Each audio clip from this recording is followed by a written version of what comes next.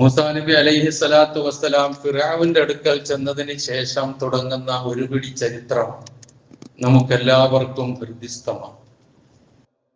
എന്നാൽ അതിനു മുമ്പുമുണ്ട് മൂസാ നബി അലൈഹി സ്വലാത്തു വസ്സലാമയുടെ ചരിത്രവും നമുക്ക് പാഠം ഉൾക്കൊള്ളാനുള്ള കാര്യങ്ങളും. ഞാൻ സൂചിപ്പിച്ചു, ഇതൊരു പ്രാർത്ഥനയാണ്, ഒരു ഹൃദയസ്പൃക്കായ പ്രാർത്ഥനയാണ്. ഞാൻ ഇനി എന്ത് ചെയ്യണം, എങ്ങോട്ട് പോകണം, എന്താണ് എൻ്റെ മുമ്പിലെ വഴി, ഞാൻ എവിടെ എത്തും?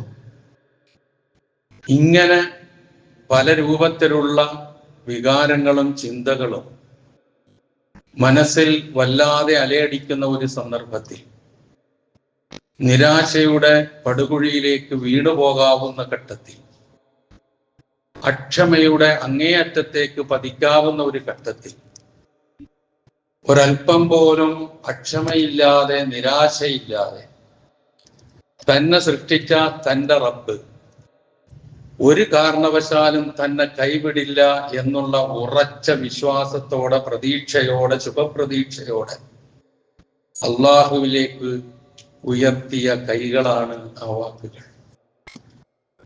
അതിലേക്ക് എത്തുന്നതിനൊരു പശ്ചാത്തലമുണ്ട്, ആ പ്രാർത്ഥന. ഇതുമായി ബന്ധപ്പെട്ട് ഇനി പ്രാർത്ഥനകൾ തന്നെയാണ് നമുക്ക് കാണാൻ കഴിയുക. മൂസാ നബി അലൈഹി സ്വലാത്തു വസ്സലാം ഉൾപ്പെടെയുള്ള പ്രവാചകന്മാരിൽ നമുക്ക് പഠിക്കാനുള്ള പാഠവും അവർ അനുഭവിക്കേണ്ടി വന്ന സന്നിഗ്ധ ഘട്ടങ്ങളും പരീക്ഷണങ്ങളും പ്രയാസങ്ങളും ഒക്കെ തരണം ചെയ്യുന്നതിന് അവർ സ്വീകരിച്ച മാർഗം എന്തായിരുന്നു എന്നുള്ളത് തന്നെയാണ്. നമുക്കറിയാം, മൂസാ നബി അലൈഹി സ്വലാത്തു വസ്സലാം എന്ന് പറയുന്ന പ്രവാചകൻ ജനിക്കരുത് എന്ന് വിചാരിച്ചു. ഏതൊരു ആൺകുട്ടിയുടെ ജന്മമാണോ തനിക്ക് നാശമായി തീരുക എന്ന് കണ്ടുകൊണ്ട് ആ കുട്ടിയെ ലക്ഷ്യം വെച്ച് പിറന്നു വീഴുന്ന എല്ലാ ആൺകുട്ടികളെയും അർഹുല ചെയ്ത് സമാധാനമടഞ്ഞ് ജീവിക്കുന്ന ഒരു ഭരണാധികാരി. അല്ലാഹു സുബ്ഹാനഹു വ തആല തീരുമാനിച്ചു, ആ കുട്ടി ജനിക്കണം, വളരണം, അതേ വിജയിക്കൂ, അതേ വിജയിച്ചിട്ടുള്ളൂ, ഇനിയും അതേ വിജയിക്കൂ. ആരൊക്കെ എന്ത് തലകുത്തി മറിഞ്ഞിട്ടും കാര്യമില്ല. അള്ളാഹു എന്ത് തീരുമാനിക്കുന്നു അതേ നടക്കൂ. അള്ളാഹു തീരുമാനിച്ചു ആ കുഞ്ഞ് ജനിക്കാൻ, വളരാൻ. എന്നിട്ട് എന്താണോ ആ കുഞ്ഞ് വളർന്ന് വലുതായിട്ട് അള്ളാഹു ലക്ഷ്യം വെക്കുന്നു അത് നടപ്പിലാക്കാൻ, അതിന് അള്ളാഹു പാകപ്പെടുത്തുകയായിരുന്നു. മൂസാ നബി അലൈഹി സ്വലാത്തു വസ്സലാം എന്ന കുഞ്ഞ് പിറന്നപ്പോൾ ആൺകുട്ടിയായി ഉമ്മക്ക്, മാതാവിന് ഭയം, കൊന്നുകളയും എന്നുള്ളത്. ആ മാതാവിന് അല്ലാഹു തോന്നിപ്പിച്ചു കൊടുക്കുന്നു, ആ കുഞ്ഞിനെ നൈൽ നദിയിലേക്ക് ഒരു പെട്ടിയിലാക്കി ഒഴുക്കി. ഞാൻ പരത്തി പറയുകയല്ല ചരിത്രം. എന്നിട്ട് ആ പെട്ടി, ആ ഏതൊരാളാണോ ഈ കുട്ടിയെ ഭയപ്പെടുന്നത് അയാളുടെ കൊട്ടാരത്തിൽ തന്നെ അല്ലാഹു വളർത്തി. ഇതാണ് നമ്മൾ മനസ്സിലാക്കേണ്ട കാര്യം. സാധാരണ എല്ലാവരും ഒരുപാട് തന്ത്രങ്ങൾ ആവിഷ്കരിക്കും, ഓരോന്നിൽ നിന്ന് രക്ഷപ്പെടാൻ വേണ്ടി. കുറെ പേരെ കൊന്നൊടുക്കിയാൽ എല്ലാം ആകുമെന്ന് വിചാരിക്കും. അങ്ങനൊക്കെ ഇപ്പോഴും ചെയ്തു കൂട്ടുന്നില്ലേ പലതും. അപ്പൊ അതൊക്കെ അവരുടെ ധാരണയാണ്. അതിനെ അതിജയിക്കാൻ അള്ളാഹു തീരുമാനിച്ചു കഴിഞ്ഞാൽ അതിനുള്ള വഴി അവൻ തന്നെ കാണിക്കും. അപ്പൊ ഈ കുഞ്ഞ് ഇങ്ങനെ ഒഴുക്കി വിട്ടാൽ ഉണ്ടാകാവുന്ന പ്രയാസം മനസ്സിലാക്കിയിട്ട് ഈ കുഞ്ഞിന്റെ സഹോദരിയോട് തന്നെ ആ കുഞ്ഞെങ്ങോട്ടാണ് പോകുന്നത്, ആ പെട്ടി ഒഴുകി പോകുന്നത് എന്ന് കണ്ടെത്താൻ വേണ്ടി പിന്നാലെ അയക്കുന്നതും, അങ്ങനെ കൊട്ടാരത്തിൽ എത്തിയെന്നും, കൊട്ടാരത്തിൽ എത്തിയതിന് ശേഷം ചെറിയ കുഞ്ഞല്ലേ, ആ കുഞ്ഞിന് പാല് കൊടുക്കണമെങ്കിൽ പാല് കൊടുക്കണം, അതിനിഷ്ടപ്പെടുന്ന ആരുടെയെങ്കിലും പാല് കിട്ടണം, മുലപ്പാല്. അതിനുവേണ്ടി വിളംബരം ചെയ്തു, കൊട്ടാരത്തിലെ കുഞ്ഞിന് മുലപ്പാല് കൊടുത്താൽ ഇന്ന സമ്മാനങ്ങൾ ഉണ്ടാകും എന്ന് പറഞ്ഞു. എല്ലാരും പാഞ്ഞെത്തി. ഒരൊറ്റ സ്ത്രീയുടെയും മുലപ്പാൽ ആ കുഞ്ഞു കുടിച്ചില്ല. ഇത് മനസ്സിലാക്കിയ സഹോദരൻ നേരെ ഉമ്മയുടെ അടുക്ക് വന്നിട്ട് പറഞ്ഞു, നല്ല ഒരു ചാൻസ് ആണ്, ബാ കൊട്ടാരത്തിലേക്ക്. ഇങ്ങനെയാണ് അവസ്ഥ. അങ്ങനെ ആ കുഞ്ഞ് ആ ഉമ്മയുടെ മുലപ്പാല് തന്നെ കുടിച്ചു വളരുന്നു. ഇതാണ് അള്ളാഹുവിന്റെ തീരുമാനം. ആരൊക്കെ എന്ത് തലകുത്തി പറഞ്ഞാലും ഒന്നും നടക്കാൻ പോണില്ല. പടച്ചവൻ എന്ത് തീരുമാനിച്ചു അതേ നടന്നു പോകും. അപ്പൊ അങ്ങനെ അത് വളരുകയാണ്. ബാക്കി ചരിത്രത്തിലേക്കൊന്നും പോകുന്നില്ല. വളർന്ന് വലുതായി. ആ കൊട്ടാരത്തിലെ കുഞ്ഞായിട്ട് ചെറുപ്പമായി അങ്ങനെ വളർന്നു വന്നതിനിടയിൽ ഒരിക്കൽ മൂസാ നബി അലൈഹി സ്വലാത്തു വസ്സലാം പട്ടണത്തിലേക്ക് ഇറങ്ങി. പട്ടണത്തിലേക്ക് ഇറങ്ങല് കുറവാ, കൊട്ടാരക്കുഞ്ഞല്ലേ. അങ്ങനെ പട്ടണത്തിലേക്ക് ഇറങ്ങിയപ്പോൾ ഒരരുതാത്ത കാഴ്ച അദ്ദേഹത്തിന്റെ കണ്ണിൽ കണ്ടു. മറ്റൊന്നുമല്ല, അദ്ദേഹത്തിന്റെ ജനതയിൽപ്പെട്ട ഒരാളും അദ്ദേഹത്തിന്റെ പ്രതിയോഗികളിൽപ്പെട്ട, ഞാൻ കഴിഞ്ഞ ആഴ്ച സൂചിപ്പിച്ചതുപോലെ, മൂസാ നബിയുടെ അനുയായികൾ ബനു ഇസ്രായേൽക്കാരും ഫിറഔന്റെ അനുയായികൾ കിബിത്തികളുമാണ് എന്ന് നാം പറഞ്ഞു. അപ്പൊ കിബിത്തികളിൽപ്പെട്ട ഒരാളും ബനു ഇസ്രായേലിൽപ്പെട്ട ഒരാളും തമ്മിൽ ശണ്ട കൂടും. ഈ ശണ്ട കൂടുന്നതിനിടയിൽ ഒരുത്തൻ വിളിക്കുകയാണ് മൂസാ നബിയെ കണ്ട ഉടനെ സഹായത്തിന് വേണ്ടി. അദ്ദേഹത്തിന്റെ പാർട്ടിയിൽപ്പെട്ട, ഖുർആൻ പറഞ്ഞ അങ്ങനെ തന്നെയാണ്,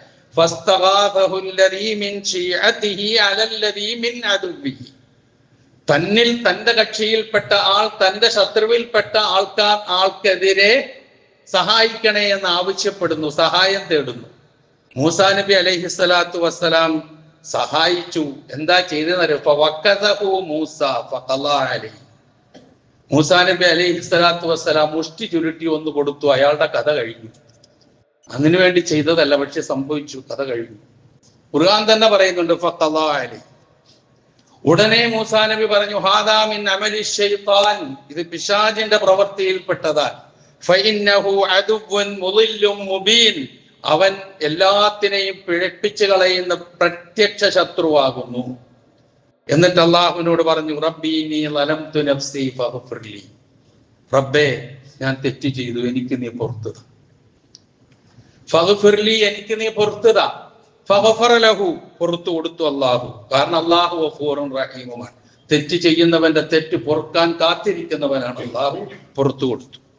എന്നിട്ട് അള്ളാഹുവിന്റെ മുമ്പിൽ ഒരു ഓഫറും കൂടി മൂസാ നബി അലൈഹി സ്വലാത്തു വസ്സലാം ചെയ്തു. റബ്ബി ബിമാ അൻഅംത ഇലയ്യ ഫലൻ അകൂന ലഹീറൻ ലിൽ മുജ്രിമീൻ, നീ എനിക്ക് ഇങ്ങനെ അനുഗ്രഹം ചെയ്തത് നിമിത്തം, ഈ അനുഗ്രഹങ്ങൾ മുഴുവൻ എനിക്ക് ചെയ്ത നിമിത്തം ഒരു കാരണവശാലും കുറ്റവാളികളെ സഹായിക്കുന്നവനായി ഇനി ഞാൻ മാറില്ല എന്ന് മൂസാ നബി അലൈഹി സ്വലാത്തു വസ്സലാം അള്ളാഹുവിനോട് പറഞ്ഞു. അങ്ങനെ ജാഗ്രതയോടെ ഭയപ്പാടോടെ ഒരു സംഭവം സംഭവിച്ചു പോയി, എന്തും ഉണ്ടാകാം. അങ്ങനെ കഴിച്ചുകൂട്ടി മൂസാ നബി അലൈഹി സ്വലാത്തു വസ്സലാം. പിറ്റേ ദിവസമായി പട്ടണത്തിലൂടെ വരുമ്പോൾ ഇത് തന്നെ അവസ്ഥ. ഇന്നലെ ശണ്ട ഉണ്ടാക്കിയ അവന്റെ പണി അത് തന്നെയാ. ഇന്നലെ ശണ്ട ഉണ്ടാക്കിയ തന്റെ ജനതയിൽപ്പെട്ടവൻ വീണ്ടും വേറൊരുത്തനുമായി ശണ്ട കൂടുന്നു. അങ്ങനെ ശണ്ട കൂടുന്ന കണ്ടപ്പോൾ ഇവൻ സഹായത്തിന് ക്ഷണിച്ചു. മൂസാ നബി അലൈഹി സ്വലാത്തു വസ്സലാം ഇവനോട് പറഞ്ഞു, ഇന്നലെ രക്ഷപ്പെടുത്തിയവനോട് പറഞ്ഞു, ഇന്നക ലഗവിയ്യും മുബീൻ, നീ മഹാ വ്യക്തമായ സുവ്യക്തമായ സ്പഷ്ടമായ ദുർമാർഗിയാണല്ലോ നീ, നിനക്ക് ഇത് തന്നെയാണല്ലോ പണി എന്നുള്ള അർത്ഥത്തിൽ മൂസാ നബി പ്രതിവചിച്ചു. പക്ഷേ തന്റെ ജനതയിൽപ്പെട്ട ഒരാളും വേറൊരാളും ശത്രുതയിൽപ്പെട്ട ഒരാളും തമ്മിൽ ശണ്ട കൂടുമ്പോൾ പിടിച്ചു മാറ്റുക എന്നുള്ള ലക്ഷ്യത്തോട്, കൊല്ലാൻ വേണ്ടിയൊന്നും ചെന്നതല്ല, ലക്ഷ്യത്തോടു കൂടി. ഖുർആൻ പ്രയോഗം തന്നെ അതാണ്, രണ്ടാളുടെയും ശത്രുവായി ഗണിക്കപ്പെടുന്ന ആളിനെ പിടിക്കാൻ വേണ്ടിയിട്ട് മൂസാ നബി ചെന്നപ്പോൾ അവനൊരു ചോദ്യം ചോദിച്ചു, യാ മൂസ അതുരീദു അൻ തഖ്തുലനി കമാ ഖതൽത നഫ്സൻ ബിൽ അംസ്, ഇന്നലെ നീ ഒരുത്തനെ കൊന്നതുപോലെ എന്നെ കൊല്ലാനാണോ നിന്റെ ഉദ്ദേശം? ആ സംസാരത്തിൽ നിന്ന് ഇന്നലെ നടന്ന കൊലപാതകം മൂസാ നബിയിലൂടെ ഉണ്ടായതാണ് എന്നുള്ള വാർത്ത പ്രചരിക്കുകയാണ്. എന്നിട്ട് അദ്ദേഹം കുറെ വാക്ക് പറഞ്ഞു, ഇല്ല അന്തക്കൂന ജബ്ബാറൻ, നീ ഒരു പോക്കിരിയാകാനാണല്ലോ ഉദ്ദേശിക്കുന്നത്. വമാ തുരീദു അൻ തകൂന മിനൽ മുസ്ലിഹീൻ, നീ നന്മ ചെയ്യുന്നവരാകാൻ ഉദ്ദേശിക്കുന്നില്ലല്ലോ എന്നൊക്കെ അവൻ പറയുന്നുണ്ട്. ഏതായാലും ആ പ്രചരണം ഉണ്ടായി. കൊട്ടാരത്തിൽ ഗൂഢാലോചന തുടങ്ങി. മൂസാ നബി അലൈഹി സ്വലാത്തു വസ്സലാമയോട് അനുകമ്പയുള്ള ദയയുള്ള മൂസാ നബിയെ സംബന്ധിച്ച് പ്രതീക്ഷയുള്ള ഒരാൾ ആ കൊട്ടാരത്തിൽ, ഖിബ്തി വംശജനായ ഒരാൾ ആ കൊട്ടാരത്തിലുണ്ട്.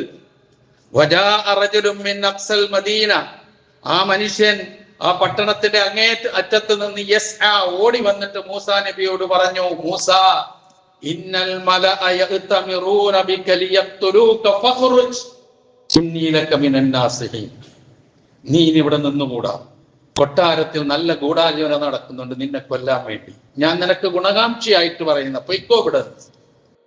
അങ്ങനെ പുറപ്പെടുകയാണ്. ആ പുറപ്പാടിലാണ് ഈ പ്രാർത്ഥനയൊക്കെ വരുന്നത് എന്ന് നാം മനസ്സിലാക്കുക. അത്ര ഇപ്പൊ ഞാൻ പറയുന്നുണ്ട്. അവിടെ നിന്നാണ് നമ്മൾ ആ പശ്ചാത്തലം ഇതാണ്. എന്നിട്ട് അദ്ദേഹം എങ്ങോട്ടൊന്നില്ലാതെ നടക്കുകയാണ്.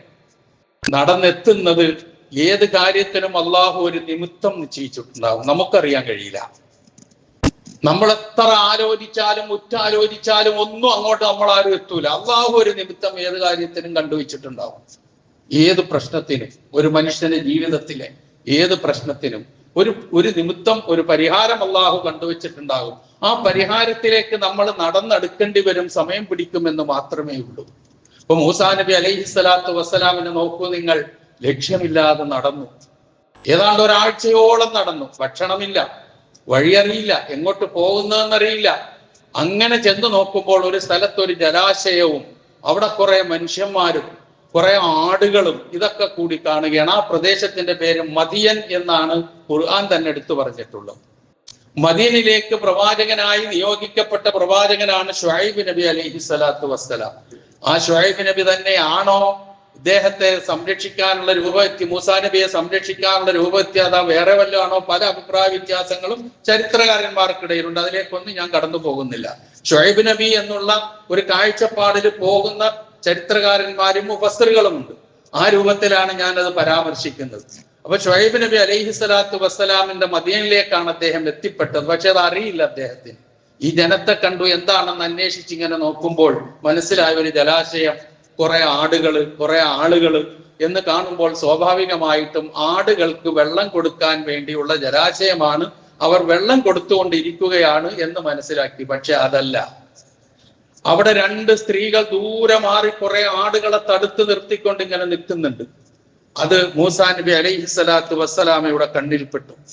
മൂസാ നബി അലൈഹിസ്സലാത്തു വസ്സലാം അവരുടെ ചെന്ന് ചോദിച്ചു, മാ ഖത്ബുക്കുമാ, അവരൊക്കെ ആടുകൾക്ക് വെള്ളം കൊടുത്ത് പോയിക്കൊണ്ടിരിക്കുമ്പോൾ നിങ്ങൾ എന്താ ഇങ്ങനെ ദൂരെ മാറി നിൽക്കുക? നിങ്ങൾക്ക് എന്താ പ്രശ്നം? മാ ഖത്ബുക്കുമാ. അപ്പൊ അവർ രണ്ടാളും പറഞ്ഞു, എന്താ പറഞ്ഞെന്നറിയോ? ലാ നുസ്ഖി ഹത്താ യുസ്ദിറ റിഹാ അബൂനാ ശൈഖുൻ കബീർ. രണ്ട് വാചകത്തിൽ എല്ലാ കാര്യവും പറഞ്ഞു. ആ ആണുങ്ങൾ മുഴുവനും ആടുകൾക്ക് വെള്ളം കൊടുത്ത് തിരിച്ചു പോകുന്നത് വരെ ഞങ്ങൾ അങ്ങോട്ട് പോകില്ല. കുന്താനും തള്ളാനും തിരക്കാനും ഞങ്ങളില്ല. ഞങ്ങൾ ഒഴിഞ്ഞു നിൽക്കുകയാണ്. ഞങ്ങളുടെ സ്ഥിരം സ്വഭാവം ഇതാണ്. അവർ കുടിപ്പിച്ചു കഴിഞ്ഞ് അവരുടെ മൃഗങ്ങളുമായി ആടുകളുമായി പോയി കഴിയുമ്പോൾ ഞങ്ങൾ പോയി കുടിപ്പിക്കും. കാരണം ഞങ്ങൾക്ക് വീട്ടിൽ വേറെ ആരുമില്ല. ഞങ്ങളുടെ പിതാവ് ശൈഖുൻ കബീറാണ്, അങ്ങേയറ്റം വാർദ്ധക്യത്തിലെത്തിയ ഒരു വയസ്സായ ആളാണ് ഞങ്ങളുടെ പിതാവ്. ഇത്ര അവർ പറഞ്ഞു. മൂസാ നബി അലൈഹിസ്സലാത്തു വസ്സലാം ഉടനെ തന്നെ ഫസഖാലഹുമാ,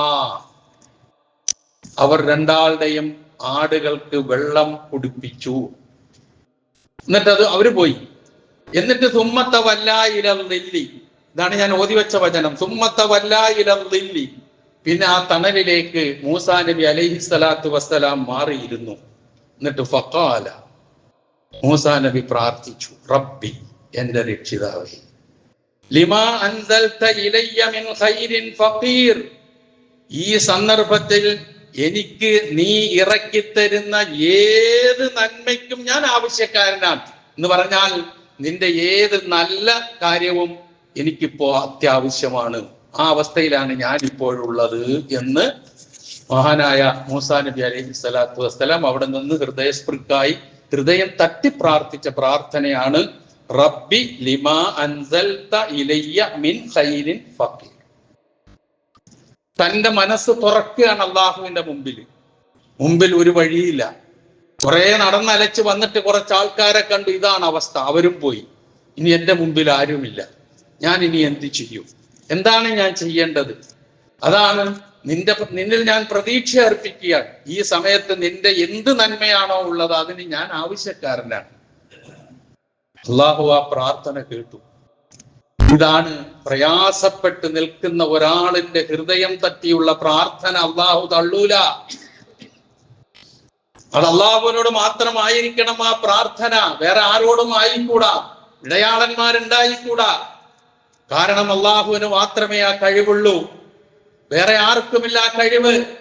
അത് മനസ്സിലാക്കിക്കൊണ്ട് അള്ളാഹുവിനോട് അങ്ങട് കാര്യം പറയുക തന്നെ, വേറെ ഒന്നും ചെയ്യാനില്ല. അതാ പറഞ്ഞത്, ഏറ്റവും നല്ലത് ഏതാണോ എനിക്കിപ്പോൾ ആ നല്ല കാര്യത്തിന് ഞാൻ ആവശ്യക്കാരനാണ്, റബ്ബേ സഹായിക്കണേ എന്നാണ് പറഞ്ഞതിന്റെ അർത്ഥം. ആ പ്രാർത്ഥന അള്ളാഹു സ്വീകരിച്ചു. ആ പ്രാർത്ഥനയും കഴിഞ്ഞിങ്ങനെ നിൽക്കുമ്പോൾ ആശയറ്റ് നിൽക്കുകയാണ്. അവരും പോയി, എല്ലാരും പോയി, താൻ സഹായിച്ച പെണ്ണുങ്ങളും പോയി, എല്ലാരും പോയി, അവിടെ ആരുമില്ല, താൻ മാത്രമേ ഉള്ളൂ. ഒറ്റപ്പെട്ട് ഇങ്ങനെ നിൽക്കുകയാണ്, വഴിയറിയാതെ എന്ന് പറയാം. ആ നിലയിൽ നിൽക്കുമ്പോഴതാ ആ പോയ 2 പെൺകുട്ടികളിൽ ഒരു പെൺകുട്ടി തിരിച്ചു വരുന്നു. തിരിച്ചു വന്നിട്ട് ഖുർആൻ പറയുന്ന രംഗമുണ്ട്, ഫജാഅത്തുഹു യഹ്ദാഹുമാ തംശി അല ഇസ്തിഹ്യാഇൻ ഖാല ഇന്ന അബി യദ്ഊക ലിയജ്സിയക അജ്റ മാ സഖൈത ലനാ. ദാ പറഞ്ഞു. തിരിച്ചു വന്നിട്ട് മൂസാ നബിയുടെ മുഖത്ത് നോക്കി പറയുകയാണ്, ലജ്ജയോടെ.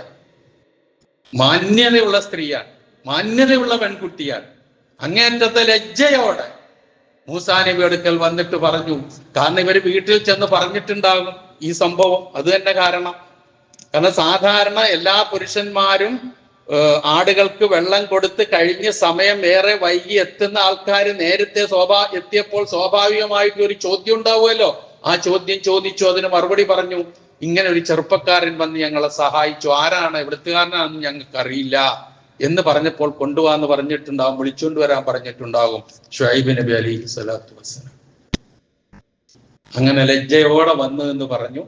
നിങ്ങളെ വാപ്പ വിളിക്കുന്നു, ഇന്ന അബീ യദ്ഊക, എന്റെ പിതാവ് നിങ്ങളെ വിളിക്കുന്നു. എന്തിന്? ലിയജ്സിയക അജ്റ മാ സഖൈത ലനാ, ഞങ്ങൾക്ക് ഈ കാലികൾക്ക്, ഈ ആടുകൾക്ക് നീ വെള്ളം കുടിപ്പിച്ചതിന്റെ കൂലി തരാൻ വേണ്ടി, പ്രതിഫലം തരാൻ വേണ്ടി എന്റെ ഉപ്പ വിളിക്കുന്നു എന്ന് പറഞ്ഞു. അങ്ങനെ പോയി അവിടെ ചെന്ന് ചോദിച്ചു, നീ ആരാണ്, എന്താണ്, എവിടെ നിന്ന് വരുന്നു, വിഷയം അന്വേഷിച്ചു. ഫലമ്മാ ജാഅഹു വഖസ്സ അലൈഹിൽ ഖസസ്, മുഴുവൻ ചരിത്രവും പറഞ്ഞു. ജനനം മുതൽ ഇപ്പോൾ ഇവിടെ എത്തിപ്പെട്ട ദുരവസ്ഥ വരെ എല്ലാ കാര്യങ്ങളും ഒന്നൊന്നായി മൂസാ നബി അലൈഹി സ്വലാത്തു വസ്സലാം ഷുഐബ് നബിയോട് പറഞ്ഞു. ഷുഐബ് നബി അലൈഹി സ്വലാത്തു വസ്സലാം ഒറ്റ വാക്കിൽ സമാശ്വാസം. ഒന്ന് ആലോചിച്ച് നോക്ക്, ഒരു മനുഷ്യന്റെ മനസ്സ് നിറയെ ഇറക്കി വെക്കാനുള്ള ഭാണ്ഡമുണ്ട്. പ്രയാസങ്ങളുടെ, ദുഃഖങ്ങളുടെ, വേദനകളുടെ, എന്ത് ചെയ്യണമെന്നറിയാതെ വിഷമിക്കുന്ന, ആ മനസ്സ് നിറയെ കൊണ്ട് നടക്കുന്ന ആ കാര്യങ്ങൾ ഒരു മനുഷ്യനോടൊന്ന് പറഞ്ഞു കഴിയുമ്പോൾ കിട്ടുന്ന ഒരു ആശ്വാസമുണ്ടല്ലോ, അത് പറഞ്ഞറിയിക്കാൻ പറ്റില്ല. നമ്മളൊക്കെ അനുഭവിക്കുന്നവരാണ്. ആരോടെങ്കിലും ഇതൊന്ന് പറഞ്ഞിട്ട് എന്റെ മനസ്സിനൊരു സമാധാനം കിട്ടിയാൽ മതി എന്ന് വിചാരിച്ച് പറഞ്ഞു കഴിയുമ്പോൾ മനസ്സിൽ നിന്ന് എന്തോ ഒന്ന് പെയ്തൊഴിഞ്ഞ ഒരവസ്ഥയാണ്. ഇത് തന്നെ മൂസാ നബിക്കും കിട്ടിയത്. കേട്ട ഉടനെ ഒരു സമാശ്വാസത്തിന്റെ വാക്ക്. എന്താണത്? ലാ തഖഫ് നജൗത മിനൽ ഖൗമിൽ ളാലിമീൻ, പേടിക്കണ്ട, നീ അക്രമകാരികളായ ആളുകളിൽ നിന്ന് നീ രക്ഷപ്പെട്ടു കഴിഞ്ഞു. ആ ആശ്വാസവാക്കും കൂടെ കേട്ടപ്പോൾ മൂസാ നബിക്ക് എന്തെന്നില്ലാത്ത സന്തോഷമായി. ആ സന്തോഷത്തിന് പുറമെ ഇനി മറ്റൊരു സന്തോഷവും കൂടി ആ പിതാവ് പറയുകയാണ് മൂസാ നബിയോട്. എന്താ പറയുന്നതെന്നറിയോ? കാലത്തെ ഹിതാമ. അതിൻ്റെ ഇടയിൽ, ഈ സംഭാഷണം നടക്കുന്നതിനിടയിൽ ആ രണ്ട് പെൺകുട്ടികളിൽ ഒരു പെൺകുട്ടി പറഞ്ഞു, യാ അബത്തി, പ്രിയ വപ്പ, പൊന്നാര ഉപ്പ, ഇസ്തഅ്ജിർഹു ഇന്ന ഖൈറ മൻ ഇസ്തഅ്ജർതൽ ഖവിയ്യുൽ അമീൻ. ഇവിടെ മുഫസ്സിറുകൾ ഒരുപാട് വിശദീകരിച്ചിട്ടുള്ള ഒരു സ്ഥലമാണ്. ഒരുപാട് ആശയങ്ങളിലേക്ക് നമ്മളെ കൊണ്ടുപോകുന്ന സ്ഥലമാണ് ഈ ചെറിയ വചനം. എന്താ പെൺകുട്ടി പറഞ്ഞത്? പിതാവേ, ഉപ്പ, പുന്നാര വാപ്പ, ഇസ്തഅ്ജിർഹു, അദ്ദേഹത്തെ കൂലിക്ക് നിർത്തിവിടെ, കൂലിക്കാരനായിട്ട് നിർത്തിവിടെ അദ്ദേഹത്തെ. കാരണം ഇന്ന ഖൈറ മൻ ഇസ്തഅ്ജർതൽ ഖവിയ്യുൽ അമീൻ, ആരെയാണോ നിങ്ങൾ കൂലിക്ക് വേണ്ടി നിർത്തുന്നത് അവൻ ശക്തനാണ്, പ്രബലനാണ്, വിശ്വസ്തനാണ്. ഏതാനും മണിക്കൂറുകൾ കൊണ്ട്, നിമിഷങ്ങൾ കൊണ്ട് മൂസാ നബിയുടെ ക്വാളിറ്റി എന്താണെന്ന് ആ പെൺകുട്ടി തിരിച്ചറിയും. ഒരാളെ ഒരു സ്ഥാപനത്തിൽ ഒരു കാര്യം ഏൽപ്പിച്ച് നിർത്തണമെങ്കിൽ വേണ്ട പ്രധാനപ്പെട്ട 2 കാര്യങ്ങളാണ് ആ എടുത്തു പറഞ്ഞത്. ഞാൻ പറഞ്ഞില്ലേ, വെറുതെ കഥ കേൾക്കലല്ല നമുക്കുള്ളത്. 2 കാര്യമാണ് പ്രധാനമായിട്ട് അവരുള്ളത്. ഒന്ന്, ഒരു ജോലി ചെയ്യാൻ തയ്യാറാകുന്നവൻ അതിന് കഴിവുള്ളവനാകണം, ശക്തനാകണം. 2, അവൻ വിശ്വസ്തനാകണം. ഇത് രണ്ടും ഈ മനുഷ്യനിലുണ്ട്. അതുകൊണ്ട് ജോലിക്ക് നിർത്തിക്കോ എന്ന് ഉപ്പാനോട് മകള് പറയുക. തന്നെയുമല്ല, ആ വിശ്വസ്തതയ്ക്ക് വേറൊരു രംഗവും കൂടിയുണ്ട്. എന്താണത്? എത്രയോ സമയം ഇവർ രണ്ടുപേരും മുന്നിലും പിന്നിലുമായി നടന്നിട്ടുണ്ടാകും. ഒരു പുരുഷനും ഒരു സ്ത്രീ. ആ സന്ദർഭത്തിൽ ആ മനുഷ്യന്റെ പെരുമാറ്റവും സമീപനവും കൃത്യമായി പെണ്ണ് തൊട്ടറിയുകയാണ്, നേരിട്ടറിയുകയാണ്. ആ അറിഞ്ഞ കാര്യം പറയാൻ ഇയാളെ പോലെ വിശ്വസ്തം വേറെ ഇല്ല. അതൊക്കെ ഇന്നത്തെ കാലവുമായി ബന്ധിപ്പിച്ചു നോക്കിയ ഒരുപാട് പറയാനുണ്ട്. ഞാൻ അതിലേക്കൊന്നും പോകുന്നില്ല, സമയം കിട്ടൂല. ഇതാണ് ഇത് ഞാൻ നമ്മൾ തിരിയേണ്ടത്. മൂസാ നബിയുടെ ചരിത്രം, ഇബ്രാഹിം നബിയുടെ, ഇങ്ങനെ ചരിത്രം നമ്മൾ ഒരുപാട് കേൾക്കും, അതങ്ങോട്ട് പോകും. പോരാ, ചരിത്രം എന്തിനാ? പാഠം ഉൾക്കൊള്ളാനാണ്. പിന്നിൽ വരുന്നവർക്ക് കാര്യങ്ങൾ പഠിക്കാനും ഗ്രഹിക്കാനുമാണ്. അതുകൊണ്ടാണല്ലോ പലരും മുമ്പ് വന്ന നല്ല ചരിത്രങ്ങളൊക്കെ തമസ്കരിക്കാൻ ശ്രമിക്കുന്നത്. കാരണം അത് മുന്നു വന്ന പിന്നിൽ വരുന്ന ആൾക്കാർ ഇതൊക്കെ അറിഞ്ഞാൽ ബുദ്ധിമുട്ടാണ്. അതുകൊണ്ട് അതല്ല വേണ്ട ചരിത്രം. അത് ഏത് രൂപത്തിലായിരുന്നാലും ശരി, അതൊരു ആരുടെയെങ്കിലും പേരിനെ പരാമർശിക്കുന്ന കാര്യത്തിലായിരുന്നാലും ശരി, ആ പേര് പോലും, ഒരു മറുപേര് പോലും ഒരു കാര്യത്തിന് ഉപയോഗിക്കാൻ പാടില്ല എന്ന് പറയുന്ന അവസ്ഥയിലേക്ക് മനുഷ്യരെത്തുന്ന. അതുകൊണ്ട് ആ ചരിത്രത്തെ ഭയപ്പെടുന്നു പലരും. ചരിത്രത്തെ ഭയപ്പെടാൻ കാരണം ഇതാ, ചരിത്രത്തിൽ നിന്നാണ് പാഠം ഉൾക്കൊള്ളാനുള്ളത്. എന്നിട്ടാണ് മുന്നോട്ട് കുതിക്കാൻ കഴിയുക. അതുകൊണ്ടാണ് അത് തകർക്കണം, തമസ്കരിക്കണം എന്ന് തീരുമാനിക്കുന്നത്. ആകട്ടെ, അത് തിരിച്ചറിഞ്ഞ് മൂസാ നബി അലൈഹിസ്സലാത്തു വസ്സലാമയോട് ഈ പിതാവ് പറയുകയാണ്, അങ്ങനെ കൂലിക്കാരനാക്കാൻ ഞാൻ ഉദ്ദേശിക്കുന്നില്ല. എനിക്ക് 2 പെൺമക്കളുണ്ട്. 2-1 ഞാൻ നിങ്ങൾക്ക് വിവാഹം ചെയ്തു തരാം. നോക്കൂ നിങ്ങൾ, എങ്ങോട്ടാണ് ഈ ചരിത്രം പോകുന്നത് എന്ന്, എങ്ങോട്ടാണ് അള്ളാഹു പ്രതീക്ഷ നൽകുന്നത് എന്ന്, എങ്ങോട്ടാണ് സഹായം നൽകുന്നത് എന്നുള്ളത് ചിന്തിച്ചു നോക്ക്. ഇതിലൊക്കെ ഒരുപാട് പാഠമുണ്ട്. അപ്പം 1 ഞാൻ വിവാഹം കഴിച്ചു തരാം, പക്ഷേ ഒരു നിബന്ധന, 8 വർഷം എനിക്ക് ആടിനെ മേയ്ക്കണം. അതാണ് മഹർ. 8 വർഷം. ആ 8 10 ആകുകയാണെങ്കിൽ അത് നിന്റെ ഇഷ്ടം. ഈ നിബന്ധനയിൽ എൻ്റെ ഒരു പെൺകുട്ടിയെ ഞാൻ വിവാഹം ചെയ്തു തരാം. അങ്ങനെ എവിടെ നിന്നോ വന്ന കാര്യങ്ങൾ, കഥകൾ കേട്ട, ഇന്ന സ്ഥലത്ത് നിന്ന് വന്ന എന്ന് മാത്രം അറിഞ്ഞ ഈ വിശ്വസ്തതയും അതുപോലുള്ള കാര്യങ്ങളും ഒക്കെ മനസ്സിലാക്കിക്കൊണ്ടൊരു വേള. ഷുഐബ് നബി ആണെങ്കിൽ സ്വാഭാവികമായിട്ടും സംഭവിച്ച ചരിത്രങ്ങളൊക്കെ കേൾക്കുമ്പോൾ എന്തെങ്കിലുമൊക്കെ വരാനിരിക്കുന്ന എന്തോ കാര്യമൊക്കെ അദ്ദേഹവും കണ്ടിട്ടുണ്ടാകാം, അത് നമുക്കറിയില്ല. ഏതായിരുന്നാലും ഒരു മകളെ ഞാൻ വിവാഹം ചെയ്തു തരാം എന്ന് പറയുന്നു. 8 വർഷം അല്ലെങ്കിൽ 10 വർഷം ഇവിടെ ആടിനെ മേയ്ക്കണം എന്ന നിബന്ധനയിൽ അങ്ങനെ വിവാഹം കഴിച്ചു. അങ്ങനെ മൂസാ നബി അലൈഹിസ്സലാത്തു വസ്സലാം വിവാഹിതനായി. ഇതൊന്നും ആ ഇറങ്ങി പുറപ്പെടുമ്പോൾ അദ്ദേഹത്തിന്റെ മനസ്സിലില്ല. ഇതിലൊക്കെ അള്ളാഹു ഓരോ വഴികൾ ഇങ്ങനെ കാണിച്ചു കൊടുക്കുകയാണ് ചെയ്തത്. ആ വഴികൾ തന്നെയാണ് റബ്ബി ഇന്നി ലിമാ അൻസൽത എന്ന് പ്രാർത്ഥിച്ച അത് തന്നെയാണ്. നിന്നിൽ നിന്ന് ഏറ്റവും നല്ല കാര്യത്തിന് ഞാൻ ഏറ്റവും ആവശ്യക്കാരനാണ്, റബ്ബെ സഹായിക്കണേ എന്ന് പറഞ്ഞത്. ആ പ്രാർത്ഥനയുടെ പോക്കാണ് നമ്മൾ ഈ കാണുന്നത്. അള്ളാഹു തുറന്നു കൊടുത്ത വാതിലുകളാണ് നമ്മൾ ഈ കാണുന്നത്. എന്നിട്ട് അങ്ങനെ വിവാഹം കഴിച്ചു.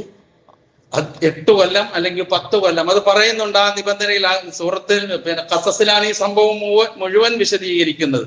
അവിടെ പറയുന്നുണ്ട് കൃത്യമായി, അയ്യമൽ അജലൈനി ഖളൈതു, എനിക്ക് നിശ്ചയിച്ച 2 അവധികളിൽ ഏത് അവധിയാണോ ഞാൻ പൂർത്തിയാക്കുന്നത് അതിനനുസരിച്ച് നിങ്ങൾ എന്നോട് ശത്രുത കാണിക്കരുത്. ഞാൻ ചിലപ്പോൾ 8 വർഷം കഴിയുമ്പോൾ പോയെന്നിരിക്കും, എന്നോടൊന്നും തോന്നരുത് എന്നർത്ഥം. അങ്ങനെ ഒരു നിബന്ധനയിൽ രണ്ടാളും എത്തി. ആ 8 ആകട്ടെ 10 ആകട്ടെ, ആ വർഷങ്ങൾ, ആ നിശ്ചിത കാലം കഴിഞ്ഞതിന് ശേഷം അവിടെ നിന്ന് ഇനി കുടുംബത്തെയും കൊണ്ട് പുറപ്പെടുകയാണ് അവിടെ നിന്ന്.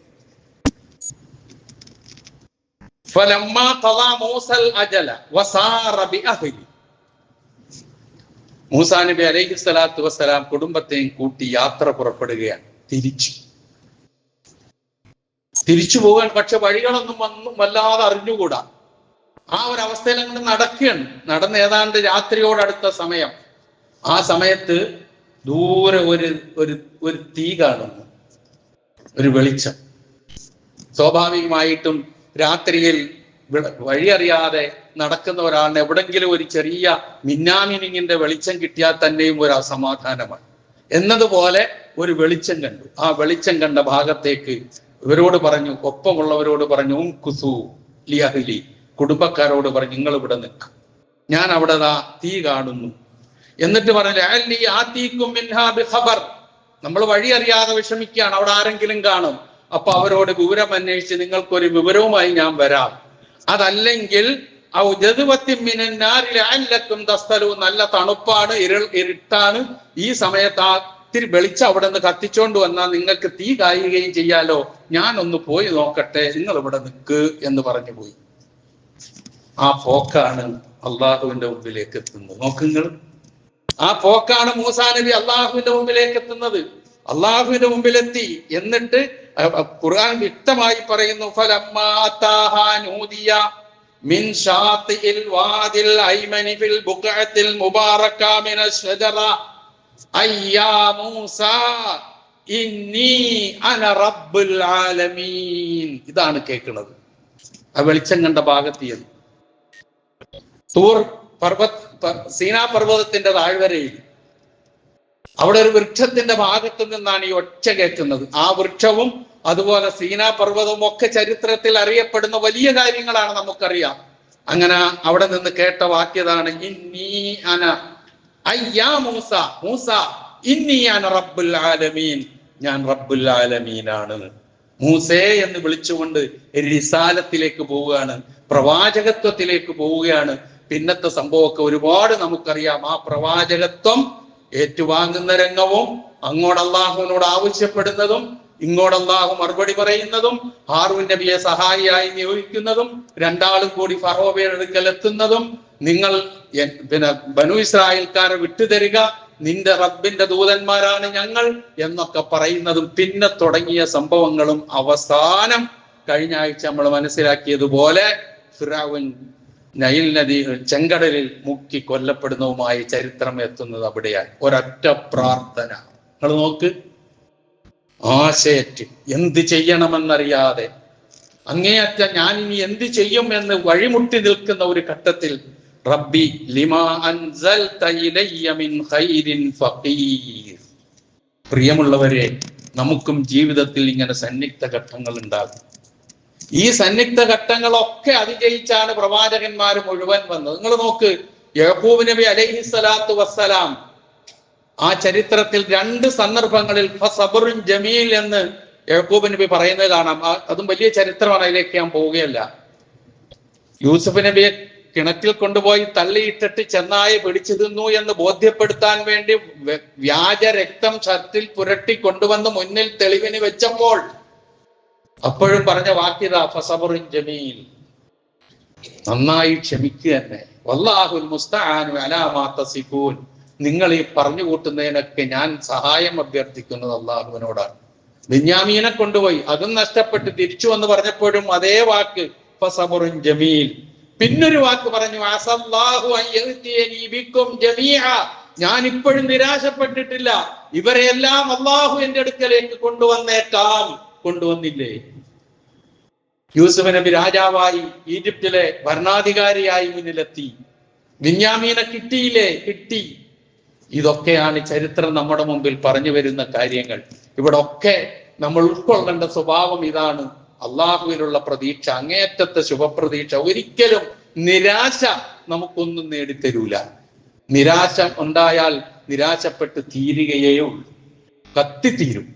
പ്രതീക്ഷ ഉണ്ടെങ്കിലോ ഒന്ന് എഴുന്നേറ്റ് നിൽക്കാനുള്ള ശ്രമമൊക്കെ ഉണ്ടാകും. ഇതൊക്കെയാണ് ഈ പ്രവാചകന്മാരുടെ ചരിത്രത്തിൽ നിന്ന് നമുക്ക് പഠിക്കാനുള്ളതെന്ന് തിരിച്ചറിഞ്ഞുകൊണ്ട് വെറും കഥ മാത്രം കേൾക്കാതെ അത് മനസ്സിലാക്കി ജീവിതത്തിൽ പകർത്തി ഇങ്ങനെയുള്ള ജീവിതത്തിന്റെ സന്നിഗ്ധ ഘട്ടങ്ങളിലൊക്കെ അള്ളാഹുവിൽ തവക്കുൽ ചെയ്തുകൊണ്ട് ക്ഷമ അവലംബിച്ച് ശുഭപ്രതീക്ഷയോടെ പ്രാർത്ഥനാ നിർഭരമായി ഹൃദയസ്പൃക്കായ പ്രാർത്ഥനയോടെ അള്ളാഹുവിലേക്ക് അടുത്താൽ അള്ളാഹു കൈവിടുകയേയില്ല എന്നുള്ള ശക്തമായ വിശ്വാസം നമ്മൾ രൂഢമൂലമാകേണ്ടതുണ്ട്. അള്ളാഹു സുബ്ഹാനഹു വ തആല അങ്ങനെയുള്ള വിശ്വാസികളുടെ ഗണത്തിൽ നാം ഏവരെയും ഉൾപ്പെടുത്തുമാറാകട്ടെ. കഴിഞ്ഞ വർഷത്തെ ഹജ്ജ് കർമ്മം കഴിഞ്ഞ് അവസാനത്തെ ഗ്രൂപ്പ് കഴിഞ്ഞ ദിവസമാണ് നെടുമ്പാശ്ശേരിയിൽ ഹജ്ജ് ചെയ്തത്. നമുക്കറിയാമോ, ഇപ്പോൾ നാം കാണുന്നത് അടുത്ത 2026 ഹജ്ജ് കർമ്മത്തിനുള്ള ഓൺലൈൻ ബുക്കിംഗ് ആരംഭിച്ചിരിക്കുന്നു എന്നാണ്. ഞാനിത് പറയുന്നത് ഈ ജൂൺ 31 വരെ മാത്രമേ ഓൺലൈനായി അപേക്ഷിക്കാനുള്ള സമയം ഇപ്പൊ തന്നിട്ടുള്ളൂ. ഇനി ചിലപ്പോൾ നീട്ടുമല്ലോ എന്ന് നമുക്ക് അറിഞ്ഞുകൂടാ. അതൊക്കെ ഗവൺമെന്റിന്റെ കയ്യിലിരിക്കുന്ന കാര്യമാണ്. അപ്പൊ അങ്ങനെ ആരെങ്കിലും 2026 ഹജ്ജ് കമ്മിറ്റി മുഖേന ഹജ്ജിന് പോകാൻ ആഗ്രഹിക്കുന്നുണ്ടെങ്കിൽ അതിന് അപേക്ഷ കൊടുക്കാൻ സമയമായി എന്ന് ഓർമ്മിപ്പിക്കുകയാണ്. നിങ്ങളുടെയൊക്കെ കുടുംബങ്ങളിൽ അങ്ങനെയുള്ളവർ ആരെങ്കിലും ഉണ്ടാകും. ഈ ഇരിക്കുന്നവരിൽ തന്നെ ആരെങ്കിലും പോകാൻ ആഗ്രഹിക്കുന്നുണ്ടാകും. അക്കാര്യമെന്ന് ഉണർത്തുന്നു. ഹജ്ജ് എന്ന് പറയുന്നത് നമ്മുടെ ജീവിതത്തിലെ അവിസ്മരണീയമായ ഒരു ആരാധനയാണ്. എല്ലാവർക്കും അറിയാം. അതിന് കഴിവ് വേണം, സമ്പത്ത് വേണം, ആരോഗ്യം വേണം, മറ്റ് മാർഗദർശനങ്ങൾ ഇല്ലാതിരിക്കണം. അങ്ങനെയുള്ളവർക്കൊക്കെ അത് നിർബന്ധമാണ്. വലില്ലാഹി ഹജ്ജുൽ ബൈത്തി മൻ ഇസ്തതാഅ ഇലൈഹി സബീല എന്നുള്ളത് നമുക്ക് കാണാപ്പാഠമാണ്. അതുകൊണ്ട് അങ്ങനെയുള്ള ആരെങ്കിലും ഉണ്ടെങ്കിൽ അതിനൊരുങ്ങ. ഇപ്രാവശ്യം ഒരു സവിശേഷത കൂടി വായിക്കാൻ കഴിഞ്ഞു. അതായത് 40 ദിവസമാണ് സാധാരണയായി സംസ്ഥാന ഹജ്ജ് കമ്മിറ്റി മുഖേന പോകുന്നത്. ഇപ്പോൾ 20 ദിവസത്തെ ഹിറസ്വ പാക്കേജും കൂടി ഉണ്ട്. അത് ഓൾ ഇന്ത്യ ലെവലിൽ 10,000 പേർക്ക് മാത്രമേ ഉണ്ടാവുകയുള്ളൂ എന്നൊക്കെ ഹജ്ജുമായി ബന്ധപ്പെട്ട കാര്യങ്ങൾ പഠിച്ചപ്പോൾ വായിക്കാൻ കഴിഞ്ഞു. അങ്ങനെ ഒരു സംവിധാനവും കൂടി ഏർപ്പെടുത്തിയിട്ടുണ്ട്. ഏതായിരുന്നാലും വളരെ നേരത്തെ തന്നെ അതിനുള്ള അപേക്ഷ ക്ഷണിച്ചിരിക്കുകയാണ്. അത് ഓൺലൈൻ മുഖേന മാത്രമേ കിട്ടുകയുള്ളൂ. 31-ാം തീയതിക്ക് മുമ്പ് അപേക്ഷിക്കണം എന്ന് ഒന്നുകൂടി ഉണർത്തുകയാണ്. നമ്മളുടെയൊക്കെ ഒരു ബാധ്യതയാണല്ലോ പരസ്പരം ഇതൊന്ന് ഉണർത്തുക എന്നുള്ളത്. അത് ചെയ്യുന്നു എന്ന് മാത്രം. മറ്റൊരു കാര്യം എനിക്ക് ഉണർത്താനുള്ളത്, ഈ ഷീഇസവും അതുപോലെ തന്നെ സയനിസവും, ഇത് രണ്ടും ഒരു നാണയത്തിന്റെ 2 വശങ്ങളായി ആഗോളാടിസ്ഥാനത്തിൽ തന്നെ ഉണ്ടാക്കിക്കൊണ്ടിരിക്കുന്ന പ്രയാസങ്ങൾ, വെല്ലുവിളികൾ വളരെ വലുതാണ്. ഇത് പലപ്പോഴും നമ്മളാരും അതിന്റെ പുറപ്പൂച്ചു മാത്രമേ നമ്മൾ കാണാറുള്ളൂ. മറ്റൊന്നും നമ്മളെ പഠിക്കാറില്ല. അപ്പം ഇതിന് പഠിക്കാൻ ഉതകുന്ന ഒരവസ്ഥ ഇൻഷാ അല്ലാഹ് ഈ ഞായറാഴ്ച രാവിലെ 9:30 മണി മുതൽ 4 മണി വരെ നമ്മുടെ വൈറ്റിലയിലുള്ള സലഫി മസ്ജിദിൽ വെച്ച് ആഴത്തിലുള്ള ഒരു വർക്ക്ഷോപ്പ് അതുമായി ബന്ധപ്പെട്ട് നടത്തുന്നുണ്ട്. താല്പര്യമുള്ളവർക്ക് അതിൽ പങ്കെടുക്കാം എന്ന് ഉണർത്തുകയാണ്. മൂന്നാമതൊരു കാര്യം, ഞാൻ കഴിഞ്ഞ ആഴ്ച ഇവിടെ ഒരു കളക്ഷൻ നടത്തി. നമ്മുടെ ഈ സ്ഥാപനത്തിൽ അന്തേവാസിയായി വളർന്ന് കുടുംബജീവിതം നയിച്ചുകൊണ്ടിരിക്കുന്ന ഷാഫി എന്ന് പറയുന്ന ചെറുപ്പക്കാരന്റെ ഒരു മജ്ജ മാറ്റിവെക്കൽ ശസ്ത്രക്രിയയുമായി ബന്ധപ്പെട്ട നല്ല പ്രതികരണം അൽഹംദുലില്ലാ എല്ലാവരിൽ നിന്നും ഉണ്ടായി. പള്ളിയിൽ നിന്ന് ഓരോരുത്തരായി നിക്ഷേപിച്ച കളക്ഷന് പുറമെ 1000-ഉം 2000-ഉം 5000-ഉം 10,000-ഉം 25,000-ഉം 1,00,000 വരെ അതിലേക്ക് സംഭാവന ചെയ്ത സഹോദരന്മാരും സഹോദരിമാരുമുണ്ട്. അല്ലാഹു സുബ്ഹാനഹു വ തആല ആരെന്ത് ചെയ്തുവോ, എത്ര ചെറുതാകട്ടെ വലുതാകട്ടെ, അത് അതിന്റെ പൂർണ്ണമായ രൂപത്തിൽ അല്ലാഹു സ്വീകരിക്കുമാറാകട്ടെ. അത് സ്വീകരിച്ചുകൊണ്ട് ഇത്തരം സദഖകളിലൂടെ എന്ത് ഭൗതികവും ദുന്യവിയും ഉഖറവിയുമായ കാര്യങ്ങളാണോ അല്ലാഹു നിശ്ചയിച്ചിട്ടുള്ളത് അത് നേടിയെടുക്കാൻ അല്ലാഹു തൗഫീക്ക് നൽകുമാറാകട്ടെ.